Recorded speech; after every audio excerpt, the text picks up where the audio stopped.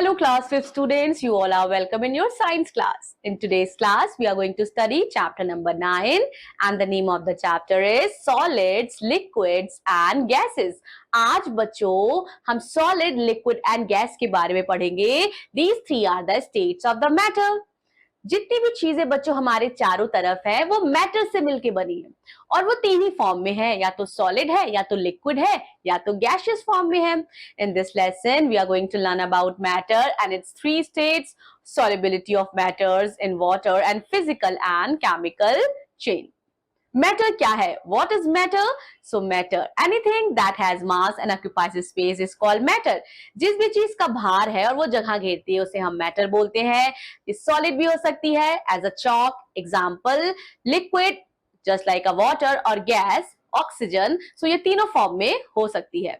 Now what is matter made up of? Matter किससे बना हुआ है? सो मैटर बच्चों it can be split into tiny units that are not visible to us with naked eyes, but अगर हम microscope से देखेंगे तो we can definitely see it. So these tiny units are called molecules, and molecules, they are the smallest unit of substance that has all properties of the substance. For example, जो salt का molecule है is the smallest particle of salt, and each salt has the property of salt. Now molecules are always in a state of motion, they never start moving. A molecule can be further broken down into still smaller unit.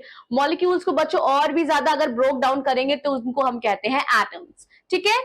सबसे पहले हमने क्या पढ़ा? Matter, then molecules, then atoms. And atoms, they are building block of matter. क्या है? Building blocks of matter है. और जितने भी मैटर है हमारे वर्ल्ड में, they are made up of 117 kinds of atoms.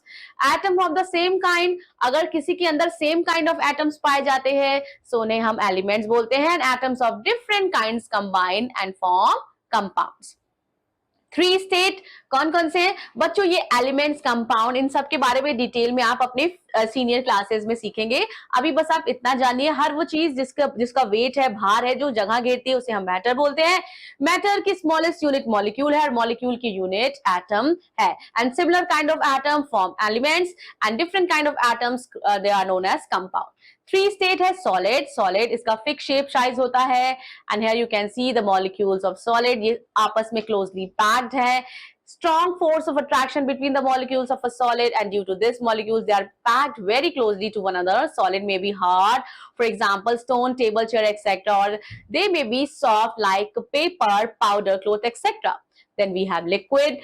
Liquid बच्चों, liquid का कोई भी फिक्स शेप साइज नहीं होता है. वो जिस भी बर्तन, पानी को जिस भी बर्तन में रखो वो उसी का आकार ले लेता है. They take the shape of the container into which they are poured or kept.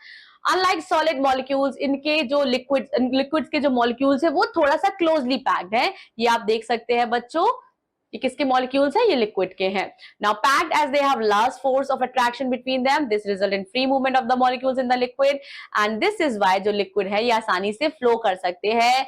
इनकी fixed volume होती है which can be measured as well. Now water, petrol, soft drink examples हैं liquid के. Gas बच्चों, here you can see their molecules are very lightly packed. Gas do not have any shape or size. gas का कोई आकार नहीं होता, कोई उसकी साइज नहीं होती है. The molecule in gases are very loosely packed as compare to solid and liquid because there is almost negligible force of attraction between molecule. So बच्चों ये फ्रीली मूव करती है in all direction, fill the entire space available to them. ठीक है? Unlike solid and liquid gases cannot be seen, we can only feel them. हमारा जो atmosphere है ये कंसिस्ट करता है different gases like nitrogen and oxygen. Oxygen and carbon dioxide ये दो तरह के बच्चों इंपॉर्टेंट गैसेस है जो इस पृथ्वी पे सर्वाइवल के लिए नेसेसरी है. Then we have solubility of substance in water. अब ऐसी कौन से सब्सटेंस है जो पानी में आसानी से घुल जाते हैं और ऐसे कौन से सब्सटेंस है जो पानी में नहीं घुलते हैं? चलिए पढ़ते हैं. The substance which get dissolve in water उन्हें हम सॉल्यूट बोलते हैं. The substance in which the solute get dissolve उसे हम सॉल्वेंट बोलते हैं. और रिजल्टिंग बच्चों हमें क्या मिलता है? सॉल्यूशन. यानी सॉल्यूट और सॉल्वेंट को आपस में मिलाते ही हमें क्या मिल जाता है? सॉल्यूशन मिल जाता है. Let's do it. आप एक बीकर लीजिए हाफ फिल विद वाटर, उसमें टेबल स्पून ऑफ ग्लिसरीन डालिए, उसको अच्छे से मिलाइए. The two liquid mix together appear as one liquid. हम कह सकते हैं that these two liquid have dissolve in each other. और ये क्या है? ये मिसिबल है. Now solubility of solids in water. अब बच्चों क्या वाटर में सॉलिड मिलता है? चलिए देखते हैं। हमने पढ़ा that substance like sugar and salt ये पानी में मिल सकते हैं। यस, मिलते हैं। This means their molecules find space between the molecules of water and few crystal of potassium permanganate to water. और आप देखेंगे बच्चों कलर स्प्रेड होगा in potassium permanganate soluble in water. क्या आप सब्सटेंस कर सकते हैं? क्या आप उस सब्सटेंस का नाम बता सकते हैं that are insoluble in water? So find the question of this answer. This will be your homework. अब बच्चों पानी में क्या गैस घुलती है? Alcohol is another liquid that is miscible in water. Kerosene however can not be dissolve in water and is called immiscible. मिट्टी का तेल पानी में नहीं मिलता है लेकिन अल्कोहल पानी में मिल जाती है।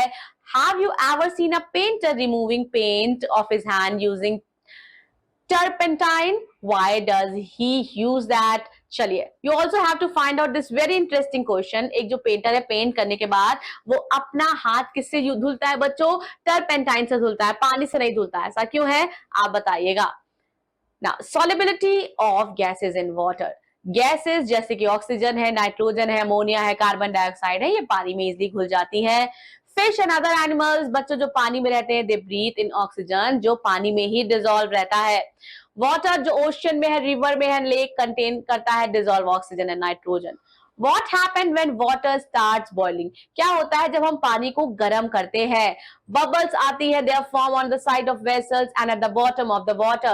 Why are these bubbles formed? ये bubbles क्यों form होती है? These bubbles are of the dissolved gases that separate from water on heating.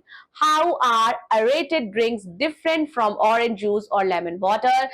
क्यों बच्चों? The gas off that bubbles ये क्या करती है? They aerated drink in carbon dioxide और ये डिसॉल्व होती है in water too under great pressure. चलिए ये देखिए liquid water state, water vapour, ये गैसियस स्टेट है। Then again we have water, we are just freezing it, again we will get solid state and ice is your solid state. So if there is a change in the state of matter only, उसे हम physical change बोलते हैं।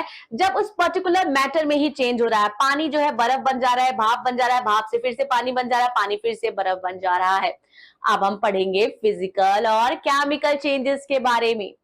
Heating और cooling बच्चों अगर हम किसी चीज को गर्म करते हैं या ठंडा करते हैं तो उसमें बहुत सारे चेंजेस आते हैं। Sometime matter changes in state, for example ice को जब हम गर्म करेंगे तो वाटर बन जाएगा, वाटर वेपर में चेंज हो जाएगा, then water vapour change into liquid. Now sometime matter changes along together to form a new substance. कभी कभी मैटर जो है नए सब्सटेंस को फॉर्म करते हैं। कुछ हम फिजिकल चेंजेस के बारे में पढ़ेंगे। फिजिकल चेंज एक टेम्पररी चेंज होता है बच्चों जिसको हम अनडू कर सकते हैं, वापस से प्रोडक्ट को फिर से वैसा बना सकते हैं। A physical change is a temporary kind of change which can be reversed. Let us check out some examples of physical change. Now water को बच्चों अगर हम कूलिंग करेंगे तो आइस बन जाएगा और आइस को अगर हम ठंडा करेंगे तो वाटर बन जाएगी। तो इनिशियल जो प्रोडक्ट हमें फिर से वापस मिल जाएगा है पानी। पानी को अगेन हम हीट करेंगे तो वाटर वेपर बन जाएगा, वाटर वेपर को कूल डाउन करेंगे again it will become water. Solid wax है जैसे मोमबत्ती है बच्चों, मोमबत्ती को हम जलाते हैं तो उसका वैक्स पिघल जाता है और वैक्स को बटोरते हैं फिर से एक मोमबत्ती बन जाती है। सो ये क्या है? ये आपके फिजिकल चेंज है। The above are called physical changes because these changes are only the state of matter, are temporary and can be easily reversed. Then we have chemical change. So बच्चों कुछ केसेस में heating और cooling करने से permanent change हो जाता है। Physical change temporary change था but chemical change permanent change हो जाता है और ऐसे चेंजेस को हम केमिकल चेंज बोलते हैं। और ऐसे चेंजेस में बच्चों नए सब्सटेंस फॉर्म होते हैं that we can not get back to the old substance. For example, अगर बच्चों पेपर को हम जलाते हैं तो वो राख में बदल जाता है और उस राख से पेपर हमें दोबारा नहीं मिल सकता है। For example, when a piece of paper is burned, it changes into ash and the molecules of paper are different from the molecule of ash. Now, chemical change एक permanent change है, reverse नहीं किया जा सकता, नए substance form होते हैं। Now, there are many chemical change which keeps on occurring inside our body all the time. हमारी body में भी बहुत सारे chemical changes होते रहते हैं. That's all about this chapter. Here we have some summarizing point from the chapter. 3 state of matter, they are liquid, solid and gas, solid, liquid and gas. ठीक है बच्चों, सॉलिड के मॉलिक्यूल्स टाइटली पैक रहते हैं, liquid के थोड़ा सा loose रहते हैं और गैस के तो एकदम ही लूजली पैक्ड होते हैं. Now matter is made up of molecule, molecule they are made up of atoms, atoms of similar kind combine and form elements and atoms of different kinds combine and form compounds. Now the arrangement of molecules ये differ करता है in different state of matters. Some solid like salt and sugar dissolve in water and gases like oxygen and nitrogen dissolve in water. ठीक है बच्चों, अब जो gases हैं oxygen ये वाटर में डिसॉल्व होती है. सो हम सभी को पता है जो लिविंग एनिमल्स हैं उनको जीवन व्यापन करने के लिए, व्यतीत करने के लिए उन्हें एयर, वाटर, फूड की आवश्यकता पड़ती है. तो जो एक्वाटिक एनिमल है बच्चों वो एनवायरमेंट से ऑक्सीजन नहीं लेते हैं, वो उस डिसॉल्व वाटर में से ऑक्सीजन को इनहेल करते हैं और अपने लाइफ का सर्वाइवल करते हैं. That's all for today. I will be meeting you all in your next science class. Till then, take care of yourself. Thank you so much. Bye bye.